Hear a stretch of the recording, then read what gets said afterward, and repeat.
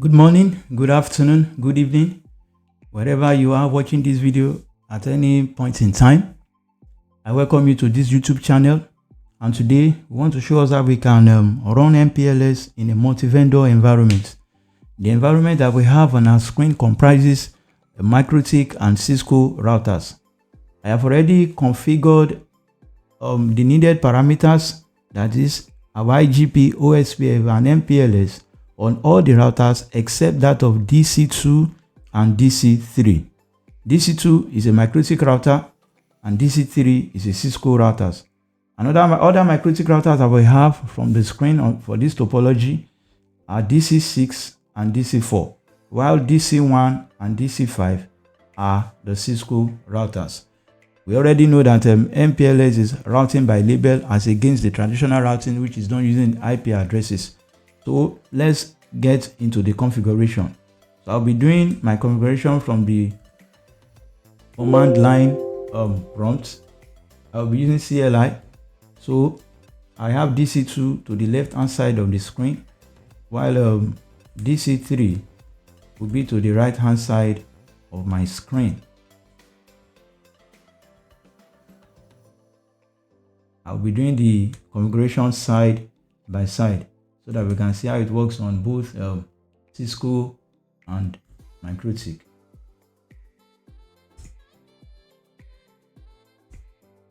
So by default, your login name for MikroTik is admin, while there is no password.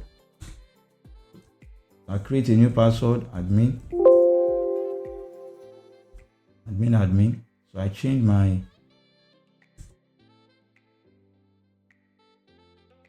host name. So to do that on MikroTik, you have system identity set name equals DC2. So let me enter my configuration mode in Cisco. Popular config T. My host name here DC_3. I need to create my loopback interface, and this is how you do it in MikroTik. Interface read and add, and the name,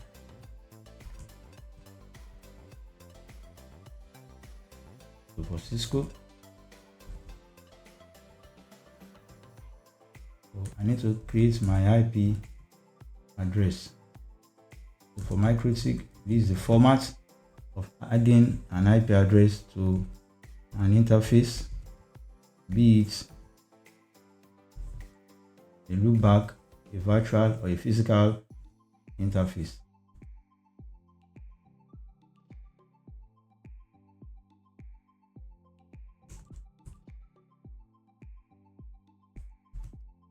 So for Cisco, and see that I did not include the subnet mask in MikroTik, meaning that the system will interpret it as a /32 automatically. So from here, while on this Cisco device, I can add this interface to partake in no SPF. Our process ID is 10, while it belongs to area 0. All the routers are under area 0, the backbone. So, but for MikroTik, I need to add other addresses to the other interface. So I'll start from 92.168.12.2/30, and it is under which interface? That should be under interface 2.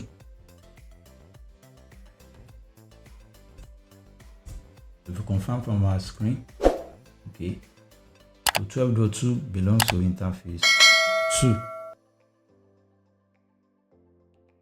So moving on to the other interfaces for my MikroTik routers.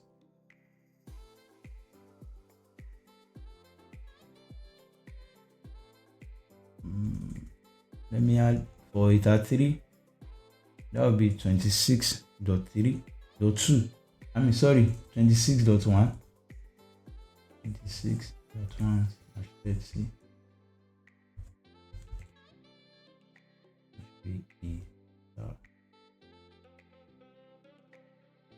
next one will be 24.1. It has 6.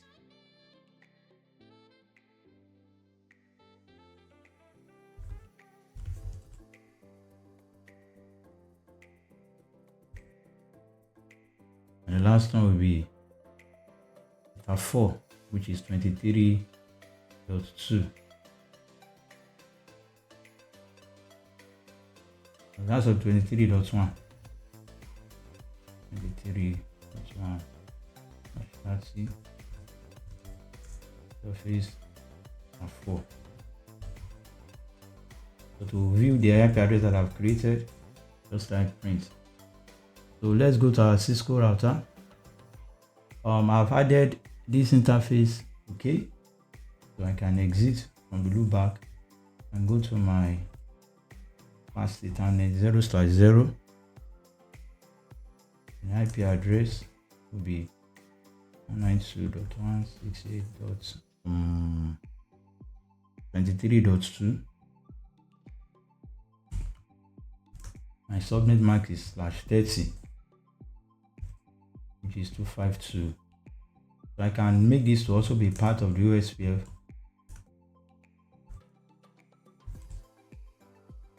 Right, 0. I can also make it to be part of MPLS from the interface configuration mode. So the command is MPLS IP. So I have configured I have made this interface to partake in OSPF and MPLS. Then the next is to unshort it to make it active. If I go to the other interface, I repeat the same process. That is the interface. Which IP address? That's 34.1.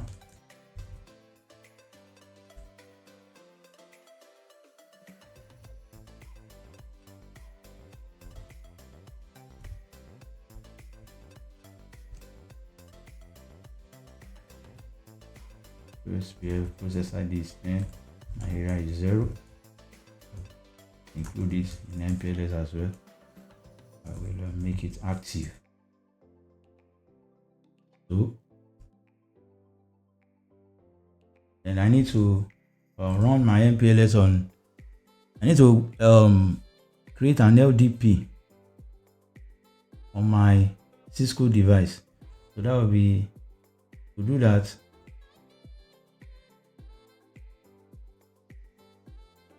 MPLS LDP. I'm using the loopback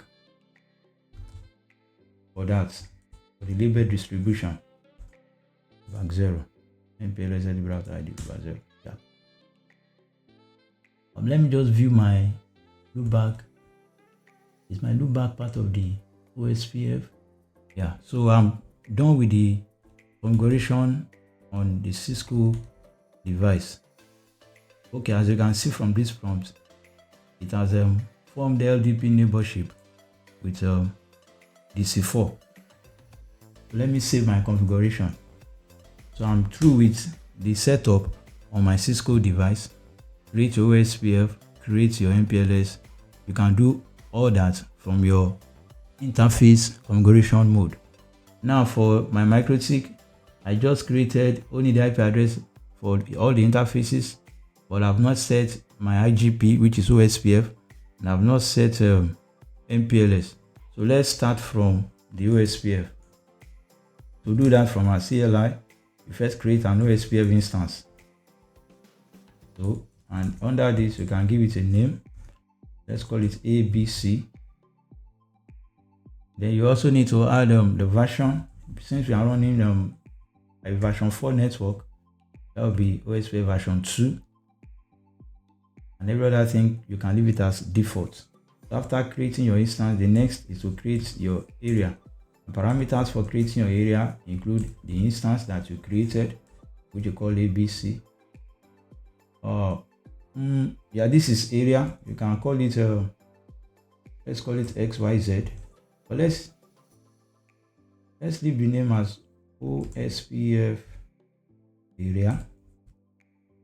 So let's leave the name as OSPF area, the instance that we created, another parameter that we need to supply. is the instance that was created, which was ABC. Then our area ID. For a backbone area, the area ID is 0.0.0.0. So the next thing after you have created your instance and area is the interface template.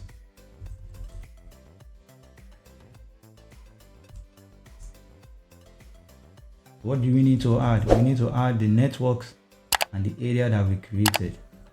Our area will be OSPF_, while the network will be all the network of our interfaces, starting from the loopback. 2.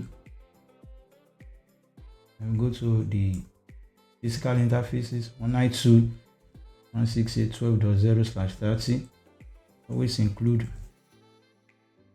the subnet mask, else it will take it as /32. 26.0/30.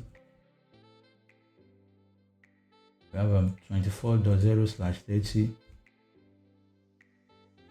All of them belonging to the same area.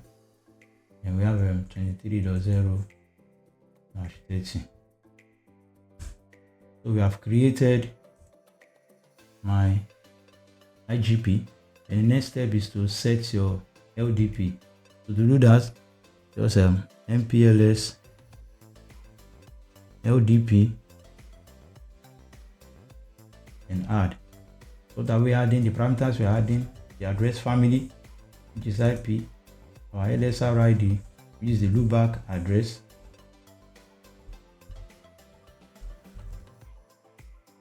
and the transport address as well, which is also the loopback IP.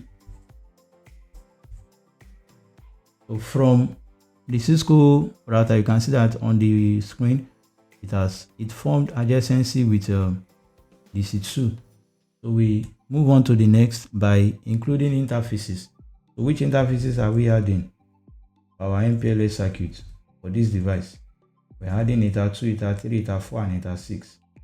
Add interface will be ETA 2. We do it line by line. ETA 3, ETA 4, and ETA 6. So these are the basic steps that you will need to create MPLS on a MikroTik router using the command line. From the Cisco device, you can see that DC3 had already formed LDP neighborship with DC2. So we can do some basic verification. So to view our MPLS neighbor on our MikroTik router, the command is MPLS LDP neighbor and your print.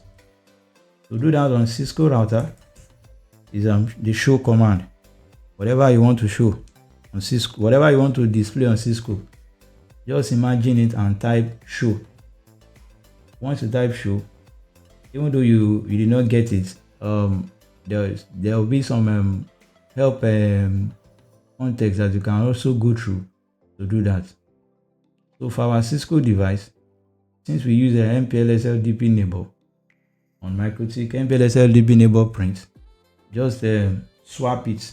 But since we're under the configuration, the config mode of Cisco, we precede our show command with do. So do show. Let's see if it will be the same to MPLS LDP neighbor. Okay. So these are the steps that you can take to configure your MPLS in a multi-vendor environment, particularly Cisco and MikroTik, for our own demo. So we have shown us the basic steps, and I want us to please subscribe, share, and like our videos. Thank you. So on this particular topology, I will be building future connectivity. We'll practice inter-AS, intra-AS, everything that we can use, or most things that we can use MPLS to do. The basic things will be showing us in our future videos. So kindly watch out. Thank you very much. See you on the next video.